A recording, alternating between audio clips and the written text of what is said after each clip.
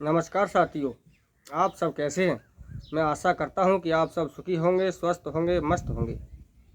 जैसा कि मित्रों, आप वीडियो के टाइटल को देख करके समझ ही गए होंगे कि आज हम किस विषय पर बात करने वाले हैं। तो मित्रों, जैसा कि किसी भी चीज़ के लिए आज के युग में या प्राचीन युग से लेकर के और आज तक लिखित बात के लिए ही प्रमाणित माना जाता है कि अमुक चीज़ अमुक जगह पर अमुक बात लिखी हुई है। और जो लिखा हुआ होता है वह जो लेखक लिखता है वह अक्षरशः सत्य ही लिखता है, क्योंकि वह उसे कहीं ना कहीं अपनी नज़रों से प्रमाणित करने के बाद ही लिखता है। लेकिन बात यहाँ आती है कि आज हम ये कहना चाह रहे हैं, ये समझाना चाह रहे हैं कि हर लिखा हुआ कथन, हर लिखा हुआ वाक्य, हर लिखी हुई बात सच नहीं होती। जो व्यवहार में होता है वो सच होती है, क्योंकि जो बात सच लिखी गई थी वह सच होते हुए भी राजनीतिक दौर में झूठी साबित हो जाती है। यानी उसका सच होते हुए भी वह व्यवहार में उसका कोई प्रत्यक्ष असर दिखाई नहीं पड़ता है, वह व्यवहार में अमल में नहीं आती है। जबकि जो लिखा हुआ है कथन, वह कथन तो सच है, लेकिन जो व्यवहार में जब वह चीज़ व्यवहार में ही नहीं आ रही है, वह हमारे प्रयोग में नहीं आ रही है, तो वह सच होते हुए भी वह एक तरह से असत्य है। यानी वह निराधार है, बिना असत्य है। लेकिन सत्य वही है, सच्चाई वही है जो चीज़ व्यवहार में आए, प्रयोग में आए। और व्यवहार, इसलिए हमारा जो आज मुख्य जो टाइटल है वो है कि हर लिखी हुई बात सच नहीं होती, जबकि सच वह होता है जो व्यवहार में होता है। तो आइए जानते हैं विस्तार से ये कैसे।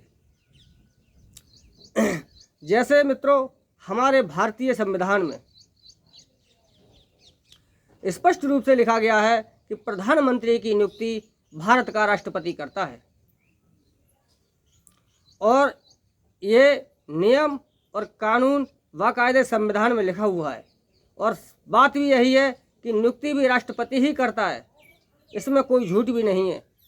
लेकिन क्या राष्ट्रपति उसे अपनी मन मर्जी के अनुसार नियुक्त कर सकता है?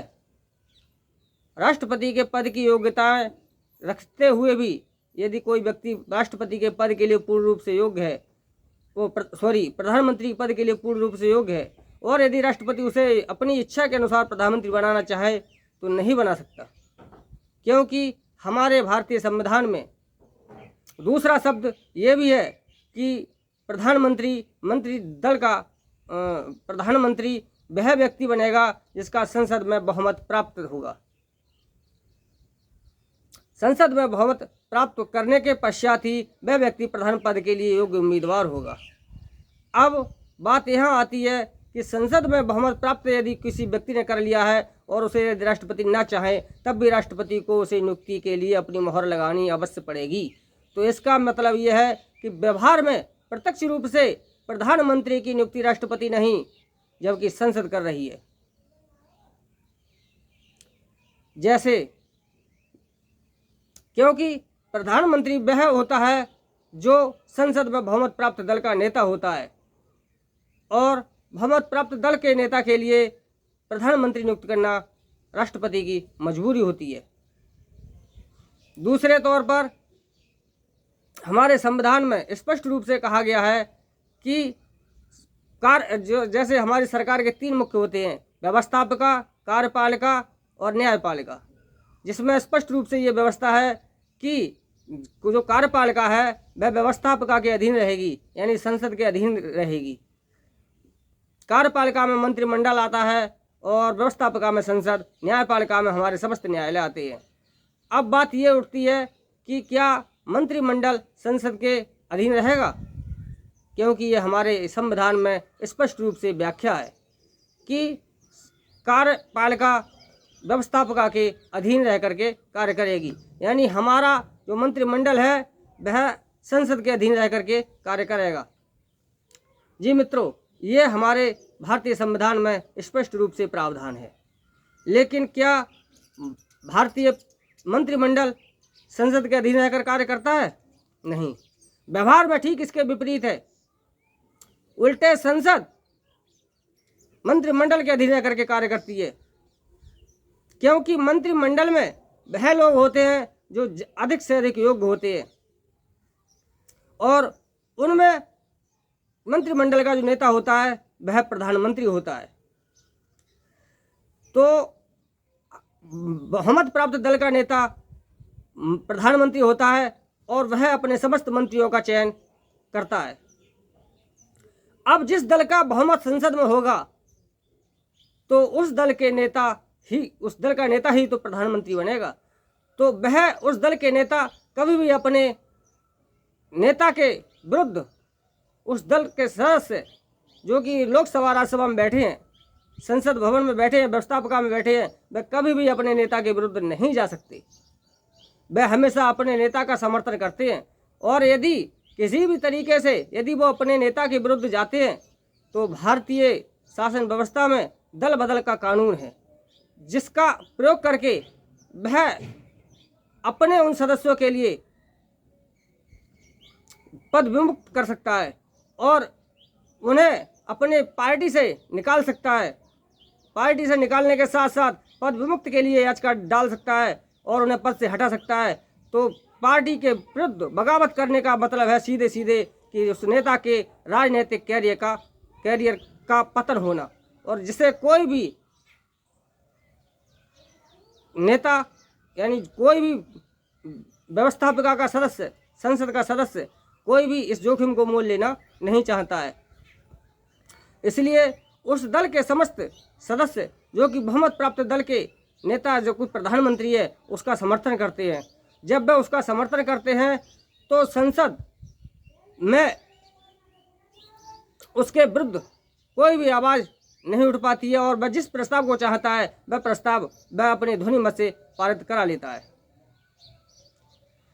तो यदि अब यह जो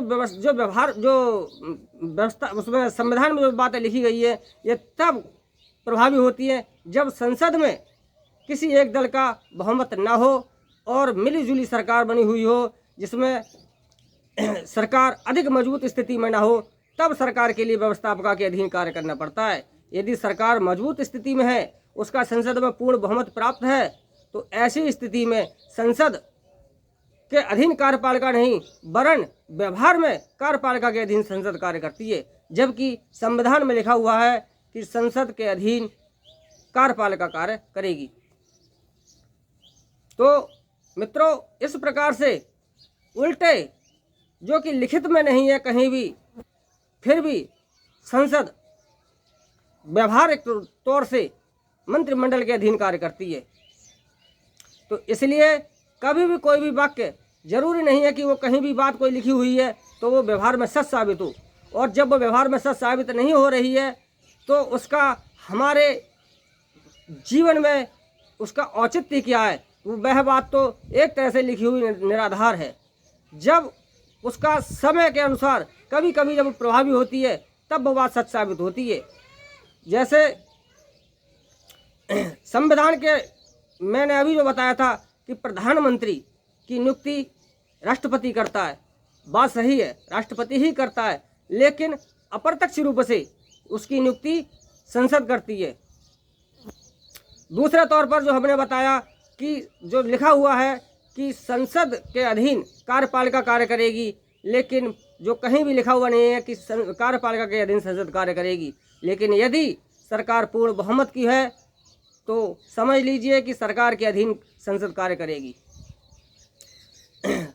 तीसरी बात, कोई भी जो राष्ट्रपति की जो प्रमुख शक्तियां हैं जिनके अधीन, जैसे राष्ट्रपति किसी भी प्रस्ताव के लिए जो पारित करते हैं जिनमें राष्ट्रपति की शक्तियां निहित हैं, लेकिन अप्रत्यक्ष रूप से उन समस्त कार्यों के पीछे मंत्रिमंडल यानी संसद की शक्तियां, मंत्रिमंडल तथा संसद की शक्तियां निहित हैं, जिन्हें संसद में यदि वो प्रस्ताव पारित हो जाए और राष्ट्रपति यदि ना भी चाहे तब भी राष्ट्रपति को उस पर हस्ताक्षर करने पड़ते हैं। तो कुल मिलाकर के, क्योंकि यदि कोई प्रस्ताव पास हो जाता है और राष्ट्रपति की निगाह में वह प्रस्ताव गलत है तो वह एक बार उसे वापस कर सकता है, लेकिन दोबारा फिर यदि वही प्रस्ताव पास संसद से हो जाता है तो राष्ट्रपति संविधान सभा के लिखित अनुसार उसे वापस नहीं कर सकता और व्यवहार में उसे वह प्रस्ताव अपनी इच्छा के विरुद्ध भी पास करना पड़ता है। तो मित्रों, कुल मिलाकर के मैंने जो आपके लिए बात बताई है कि राजनीति में कोई भी बात यदि वो लिखी हुई है तो ज़रूरी नहीं है कि वह सच साबित हो, ज़रूरी तो यह है कि व्यवहार में सच साबित हो। तो इसलिए मेरा कहना यह है कि हर बात कहीं भी लिखी हुई हो सच साबित नहीं हो, ज़रूरी नहीं कि वो सच साबित हो, ज़रूरी व्यवहार में जो बात सच है वही सच है। तो ऐसी बहुत सी जगह पर समय के अनुसार परिस्थितियां प्रकट होती हैं जो लिखी हुई कथन के लिए असत्य, यानी कोई बात यदि हमने कहीं कोई एग्रीमेंट करार कोई कर लिया और कुछ परिस्थितियां कुछ शर्तें ऐसी लिखी होती हैं कि उनके अनुसार वह हमारा जो लिखा हुआ लेख पत्र है वो स्वतः ही निष्क्रिय हो जाता है, क्योंकि उनमें बहुत से समय के अनुसार ऐसे हेर फेर बन जाते हैं जिनके अनुसार वह चीज़ हम साबित नहीं कर पाते या साबित करने का हमें मौका नहीं मिल पाता है। जब हम उस चीज़ को साबित ही नहीं कर पाएंगे तो वह भले ही सच लिखी हुई है, उसे कोई सच मानने को तैयार नहीं हो या फिर उसे हम सच साबित करने में असमर्थ हो जाएं, तो वह बात सच होते हुए भी झूठ दिखाई देने लगती है। यानी उसका कोई सच होते हुए भी उसका कोई औचित्य नहीं रहता, कोई अर्थ नहीं रहता, कोई मतलब नहीं रहता। जैसे कि मान लीजिए हमने किसी लेख पत्र के लिए लिखा और उस लेख पत्र के लिए जब वो उस पर कोई विवाद प्रश्न चिन्ह खड़ा हो गया, प्रश्न चिन्ह खड़ा होने के पश्चात अब हमारी इतनी सामर्थ्य नहीं बन पा रही कि हम उसके विरुद्ध साक्ष्य जुटा पाएँ जो कि साक्ष्य थे, और साक्ष्य यदि हम नहीं जुटा पा रहे हैं तो उन साक्ष्यों के अभाव में वह बात सच होते हुए भी उसका कोई औचित्य नहीं रहता, जबकि वह सच था और सच है। लेकिन जब वह इस समय उसका जो हम परिस्थितियाँ बस जो साक्ष्य इकट्ठे नहीं हो पाए, उन साक्ष्यों के अभाव में उसे कोई सच मानने को तैयार नहीं या फिर हम उसे सच साबित करने में असक्षम हो गए, तो कुल मिलाकर के वह उसका कोई औचित्य नहीं रहा जब व्यवहार में पास नहीं हो पाई बात। तो कुल मिलाकर के हर लेख पत्र, हर लिखी हुई बात सच नहीं होती, सच वह होता है जो व्यवहार में होता है। तो मित्रों, आज आप मेरे हुए इस कथन के लिए भली भांति समझ ही गए होंगे और मैं आशा और उम्मीद करता हूं कि आपको इन बातों से संज्ञान लेकर के आप अपने भविष्य में, अपने जीवन में भी कभी भी ऐसे बातों पर संज्ञान और ध्यान रखेंगे, जिससे कि आप कभी भी किसी मोड़ पर भ्रमित ना हो पाए, असफल ना हो पाए। तो मित्रों, आज के लिए बस इतना ही। मिलते हैं अगले वीडियो में, तब तक के लिए नमस्कार साथियों।